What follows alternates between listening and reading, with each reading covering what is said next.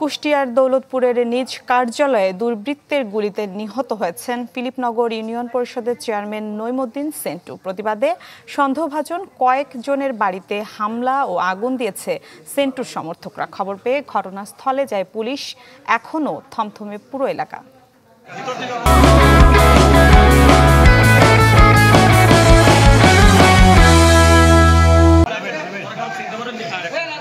প্রতিদিনের মতো বাড়ি থেকে কিছুটা দূরে ফিলিপনগর ইউনিয়ন পরিষদে যান চেয়ারম্যান নইমুদ্দিন সেন্টু।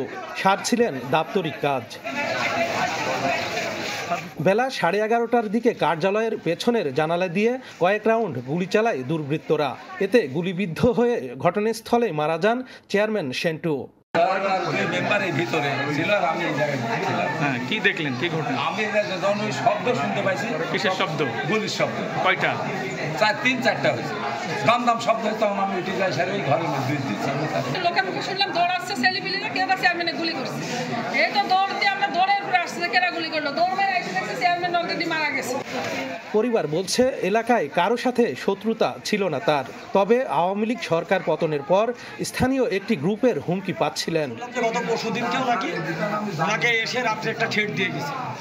আসলে উনি এমন কোনো পাপিষ্ট আবার মনে হয় না যে উনি ভয় করে কাউকে লোকের কাছে বলে বেড়াবে। উনি ওনার মুখের আমি আইসি কিছু বলে আমাকে মারবে কেটা গো, কিছু যাই আমরা বলে আমাকে বলে বাবা আমাকে মারবে কেটা। এদিকে হত্যার প্রতিবাদে সন্দেহভাজন কয়েকজনের বাড়িতে হামলা ও আগুন দিয়েছে সেন্টু চেয়ারম্যানের সমর্থকরা। গণমাধ্যম কর্মীরা ছবি তুলতে গেলে চড়াও হন তাদের ওপরও। পরে পুলিশ গিয়ে পরিস্থিতি নিয়ন্ত্রণে আনে।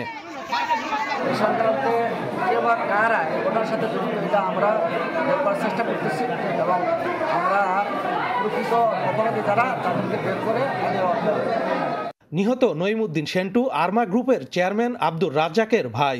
একসময় বিএনপির রাজনীতিতে সক্রিয় থাকলেও বিগত ইউনিয়ন পরিষদ নির্বাচনে স্বতন্ত্র প্রার্থী হিসেবে চেয়ারম্যান নির্বাচিত হন।